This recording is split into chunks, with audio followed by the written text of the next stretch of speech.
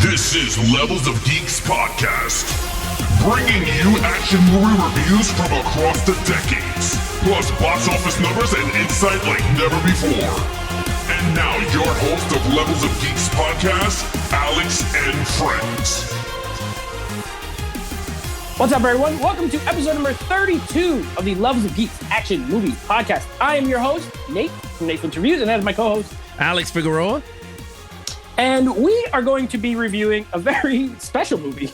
Very special movie. Wait till we tell you about it. Passenger 57. This is in honor of Black History Month. We put a bunch of titles out for you guys to vote on that you wanted us to watch that had Black lead actors in the role. So first up, Passenger 57, starring one Mr. Wesley Snipes. Now, this movie came out in 1992. And guess what? This is my first time ever seeing this movie. So, very interesting. Hold the phone. Hold the phone. Seen it. You never seen this? Well, yeah, then again, you were like 5. You just revealed that to me after the show. And this was rated R. I wasn't even allowed, and I just never went back to watch it. Grandma didn't take you to see that? My Mima didn't take me to see this one. She didn't see Passenger 57. No Passenger 57. But you know what? I'm glad I watched it now. Yeah. There's things I appreciated. So we're going to talk about that in just a moment. But before we get into that, we got to let you know, if you're listening on Apple Podcast or Stitcher, please give us a thumbs up, a like, a rating, subscribe to the podcast audio. So that way, every week, you get our new episodes. If you're watching on YouTube, don't forget to go ahead and click on that like button down below. Leave us a comment. Leave us your review. Have you ever seen Passenger 57? Did you like it? Leave us a review. Let us know your score on the movie. And also, don't forget to subscribe to the channel. Of course, now, newly launched, we have levelsofgeeks.com. So please visit the .com. You can get all these videos there as well. You can stream the video and the audio from there. You can also get other stuff like our written reviews of other movies. There's a whole bunch of content, so make sure you check that out as well.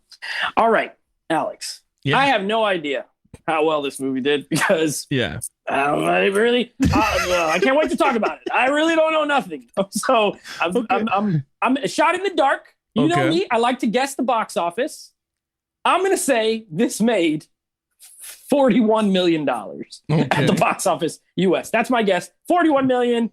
I have no idea. Please let us know. All right. So the box office numbers for Wesley Snipes' 1992 smash hit Passenger 57. Domestically, this movie made $44,065,653. Nate. You gotta play the prices right, man. You gotta go to the prices right. I should.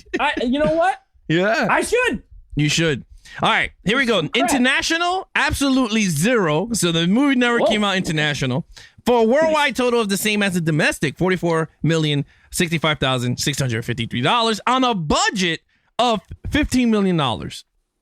Oh, okay. So it made money. It made money. It did well, but obviously there is no Passenger 58, so not well enough to make another one.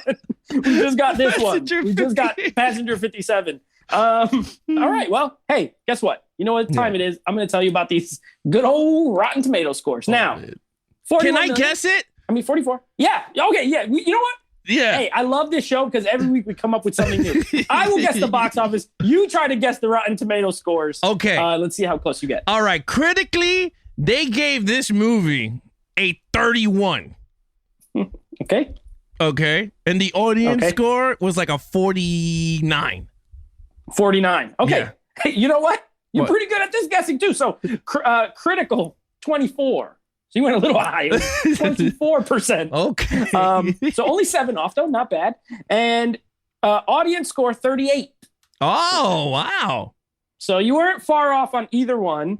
You were one in the next 10 numbers up. But anyway, not great. 24%, 38%. Both numbers low.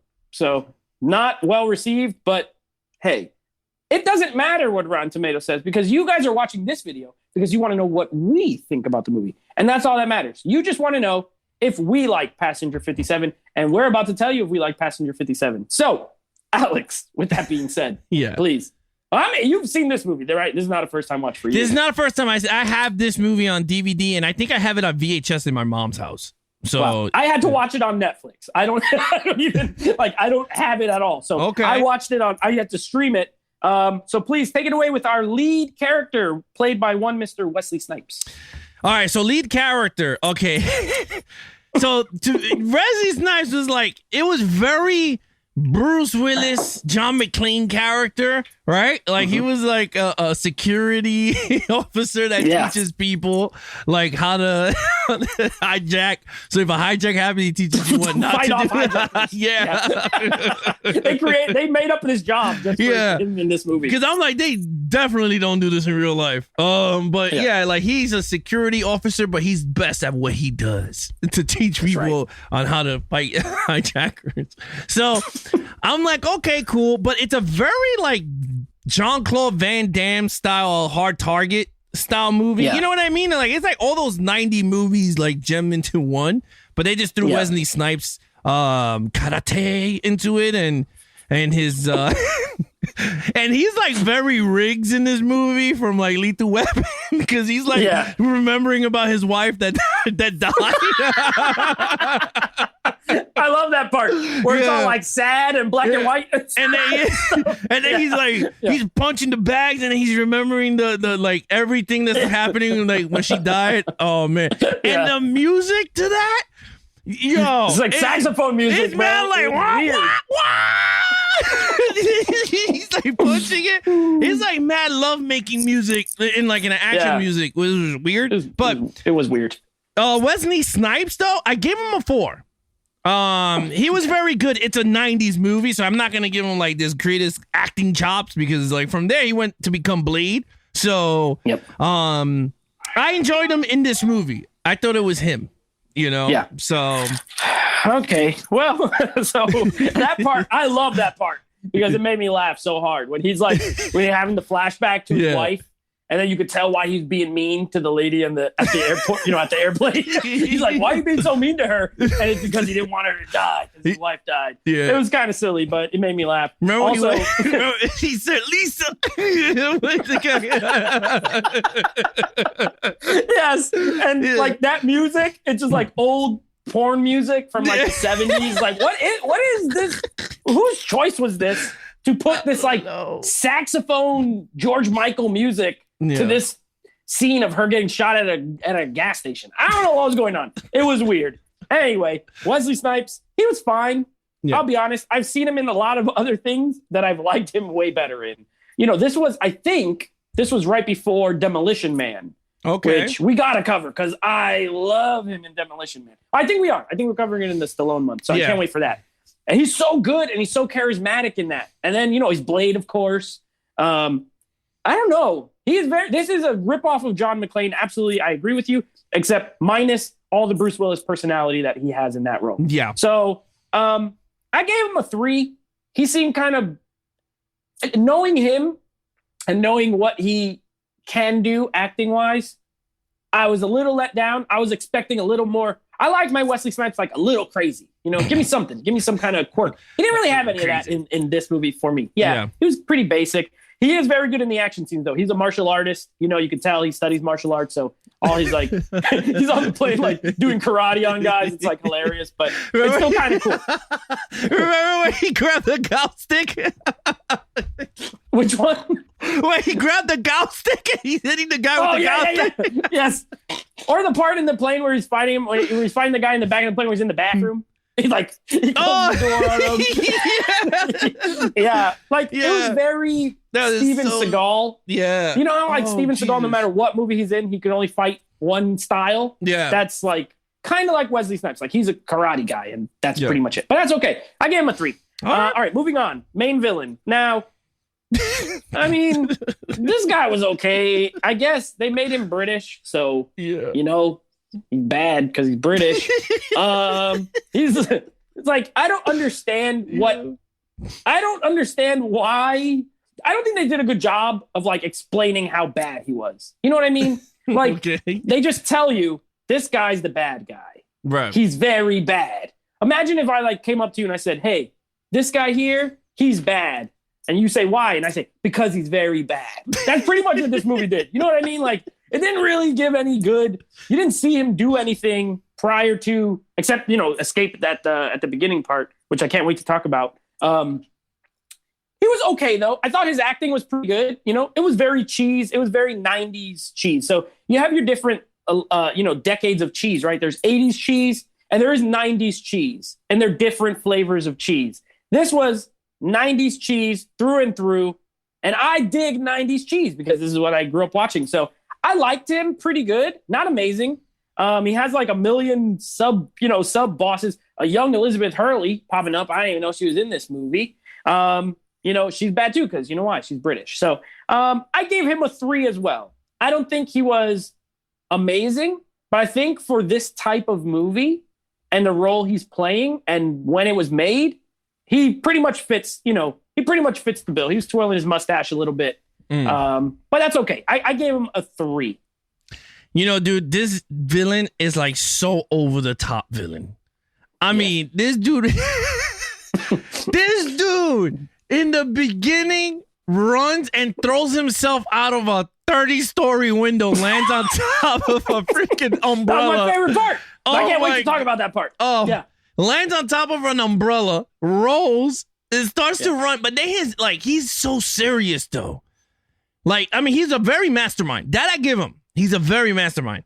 He knew what he wanted. He was like, in 5 minutes, I will keep killing passengers until you get me what I want. And I was like, okay, that's a very villainy thing to say. Yeah, very hostage. Yeah. Thing. Yeah. So I thought that was pretty cool. He had like this robot face though. Like he had like British. The British face. I mean, Elizabeth Hurley. I mean, she's hot though in the movie. She was young. Yeah, I mean, gorgeous. she's like 50 now, and this was like 30 years ago almost. So she was like in her early 20s. Yeah, 20 something. So, yeah. I gave him a 3 too because I think he was a villain for that time period. Just like Dennis Hopper when we did Speed. That's a 90s villain. Yeah, that's a 90s villain, like top of the mountain dude. Like the Mount Rushmore villains is like him. And they both fit. Like Hopper was better, but this guy like fit the movie he was in. You know what I mean? Like for what this cheesy movie is, he's the right villain for it. Yeah. So I agree with you. Okay, action scenes. That's you. Okay, so it's not much action in this. Like, yeah, it's not. There is not much action, but when the action does kick up, it's some cheesy 90 action. I mean, there's nothing you can say with that. I mean, Wesley Snipes whips everybody, even the cops, which was funny. The plane scenes were pretty good, and him fighting in it, it was a little believable. And then he's the best what he can do. Right? Yeah. Like he said it. He was like, I'm the best shot for us taking this plane down. And I'm like, okay, whatever, man. I gave him a 3. I think the action scene is a 3. Yeah. I can't go above 3, man, because it was not much action at all in this movie. Yeah. I agree with you. So there's one thing that I got certain joy out of watching, and I think anyone who lives where I live will get very, very a lot of pleasure out of watching this, because this movie starts off and the first 10 minutes are in Orlando, and that's where I live. And I'm like, hey, wait a second. This freaking Orlando, this man is getting plastic surgery in the SunTrust building here in downtown Orlando. It's like our most famous building. It's not like, it's been here since I've lived here. It's very old. It's not called SunTrust anymore. They haven't put a new title on it, but it's still there, right? And when I saw it, I was like, hey, wait a second. This is Orlando. Now, all the buildings are the same, but all the names of the buildings are different because different banks and things have, bought them. But I'm like, hey, wait a second. This is where I live. So like I watched the whole first 10 minutes like sitting up like a nerd, like, hey, I know this street. They're running. This is South Street. It says on the sign. And then there's like an I-4 sign. I'm like, hey, I-4, I drive past that. So it was weird because there's not a lot of movies filmed in Orlando, like I think people in other cities are like, oh yeah, Chicago. Oh yeah, New York. Oh, LA. Now what? Louisiana, New Orleans is very popular. They're like, oh, I've been there. I've seen that. It's weird when it's Orlando, though, because Orlando's not a movie town. So it was freaking weird that this man was getting plastic surgery in the SunTrust building. That's not a hospital of any sort. It's a big old office building. Maybe they do plastic surgery in there. I have no idea. But he jumps out of it. He falls 1,000 feet. Doesn't get hurt. Doesn't matter. He's fine. Oh, just rolls off that thing. He starts running. If you notice, all the cop cars just say like city police. They didn't want to tell you that they were in Orlando. It doesn't say where it is. Yeah. But I knew it. I was like, it's freaking Orlando. I had to look it up after. Not to confirm, but like why? And turns out Wesley Snipes from Orlando. So they wanted to film in his hometown.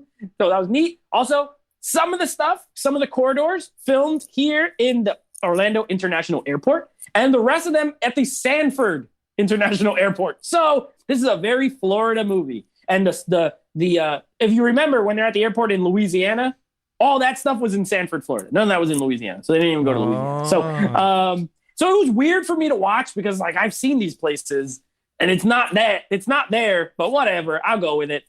All that to say, I agree. There's not a lot of action 3. some of the Wesley Snipes fights are pretty good. You know, he kicks butt. He rides a motorcycle into a carnival. You know what I'm upset about? Oh no, I'll wait till story. Okay, so anyway, 3 for me as well. Okay. All right, so storyline. Here's what I'm upset about. This movie is called Passenger 57. Right. And they do an annoying thing where when she gets to him, she's like 55, 56, 57. She hates him, remember? Because he was mean to her at the training. Anyway, there's not enough airplane stuff in this movie for a movie called Passenger 57. Like, the beginning is all on the ground, right? Mm-hmm. It's in Orlando. They're running around Orlando. Then all of a sudden they're on the plane, and they're only on the plane for like 25 minutes of the movie, maybe 30 minutes. And it's not a very long movie. It's only I think it's like 90 minutes, barely, like just barely 90 minutes.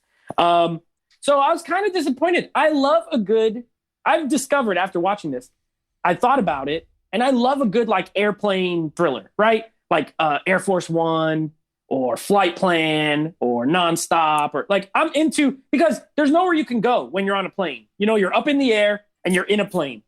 You can't like run. It's not like a building where you could run out and there's a whole city around you. So I like that element. I don't think they capitalized on it for being like an airplane movie. Yeah. You know what I mean? So that was kind of a letdown. I thought there would be more airplane things, but there wasn't.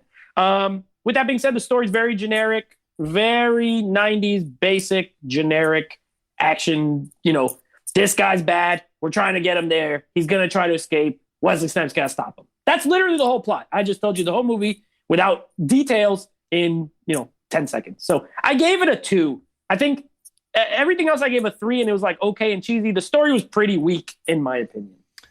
Yeah, I mean, the thing with the storyline, it was very like foreshadowing, because in the beginning of the movie, he's doing. He's training the lady that he's gonna come in contact with, and he yells at her like, you don't do that to a hijack. You don't step on his foot because, he would have shot you in the head. And then she was like, blah, blah, blah. And I was like, okay, cool. Then it foreshadows, because what? He has to fly to Los Angeles, and who's on the flight is that, stewardess. And it's like, oh my God. Then of course they gotta, which this makes no sense. If you're an FBI and you're transporting a high target to a location, they have their own planes, like private jets, to do this. Like, why do you have to put them in a commercial plane full of innocent Why people? Is he even on that plane? Yeah, why is he? That he could take hostage. Yeah, like that made no sense. And then all of a sudden, first of all, this guy already had the plan with his boys to hijack the plane. And I'm like, but how did you know you're getting on that plane? Like, you didn't know what plane they were picking. And all of a sudden, you got the guy killing one guy. He's getting into the plane to put guns and stuff. And I'm like, he had like 8 henchmen on the. How did Elizabeth Hurley get a job as a stewardess to get on this plane that he was going to be on? As far as I know, I have a friend who's like a flight attendant or whatever they're called now. Doesn't pick, like, you don't really pick where, which one you're going to be on. You're right. I didn't even think about that. It's too convenient. It's like everything is just too convenient. Yeah, and then all of a sudden it's like he's there, and then he's like, remember, he's on the ding, and he goes, oh shit. He's like, he's in the bathroom because he's all nervous, and he's like, oh man, you gotta can't be, they're gonna do a hijack right now. And I'm like, this is a little bit too like, at least John McClane is visiting his wife, and it's not like foreshadowing. He's just going to visit his wife and his kids for Christmas. Right. This one, it starts off with him training. He yells at the girl, and then next thing you know, 5 minutes later, he's in the plane with the damn lady, and the bad guy is getting on the plane, and then they hijack the plane. I'm like, this is way too easy writing. Like, I mean, Die Hard is coincidental, but believable. Mm-hmm. This one is coincidental. It's like coincidence upon coincidence upon coincidence. It gets too many. Once you have like 5 coincidences, That's too many coincidences. Yeah, so for me, it didn't make sense. I'm like, yo, you guys are FBI's. You guys got private jets, and you guys cannot put this high target. It's like Michael Myers in the reboot, which I always get pissed off because I'm like, if this is taking place in modern time, besides that, he's on modern times, that bus flips over. First of all, a high target like that is loose, a slasher. You're going to have FBI, U.S. Marshals, everybody in that town of Hatfield. And you mean to tell no one called the FBI? They didn't go, oh, Michael Myers is loose. It's just, oh, we'll take care of it because we're the sheriff of the town. I'm like, no, man. Doesn't work like that. That's like Sheriff Pride right there. Yeah, Sheriff I got Pride. this. Yeah, I'm 68 years old, but I'm still going to stop. No, with that said, I gave this storyline a 1 because I'm like, this is way too coincidental, man, of a storyline. Yeah. For me. I'm not arguing with you. It's pretty bad. It's pretty bad. Overall, it's an enjoyable 90s flick. Very 90s movie. I think Speed, if we put it up there with the Speeds and Hard Targets and all that, this one is kind of low compared to those movies. Don't compare it to those. Those are masterpieces. Those are upper tier. Yeah, those are upper tier 90s like flavor of the month. But I gave it a 3. It's a good movie. A total package. I enjoyed it. I mean, yes, we nitpick. I mean, we broke it down like we always say, but I enjoyed it for what it was. You got yourself a good action movie. Wesley Snipes is a believable hero. If you put all the stuff, the whole, why are they putting him on the plane with innocent bystanders? Other than that, I enjoyed the movie. I gave it a 3. Right. If you take your brain and turn it off, just off. Don't think about anything. Do not think about a thing. Pretty fun to watch. I'm not going to lie. I had a good time. Like, I laughed. Maybe I wasn't supposed to. There was parts where I was supposed to, like some of his lines and the cops, like those buffoon cops from Louisiana. Oh, when they got him on the tarmac and they slapped him on the thing. They were like, like those guys, like that was supposed to be funny, and I kind of laughed. And then there's parts that were not, like the flashback to his dead wife. Hilarious. Also, if you live in Orlando, you get bonus points because you get to see 1992 downtown Orlando. It looks very different and it looks exactly the same. Figure that one out. So it was, it's interesting because of those things. For me, I gave it, I sat on the fence of, do I score this objectively or do I say I just had a good time? I fell in the middle. I gave it a 2.5. So we're not that far off. You 3, I'm 2.5. I'd give it like a 5 if I was reviewing. You know what I mean? Like, it's not great. And there's a lot of bad things in it. But also, I wasn't upset when I was done watching it. You know what I mean? I enjoy 90s cheese. I enjoy 90s movies in general. I enjoy seeing, where I live on screen. That was pretty neat. And I like Wesley Snipes overall. I do like Wesley Snipes. He's not my favorite role, but I like him. Remember when they were sniping, right? Yeah. And the guy snipes the 2 cops, right? Yeah. Wesley Snipes does the roll, and he gets pinpoint accuracy from like 1,000 miles away. He shoots it from. That's right.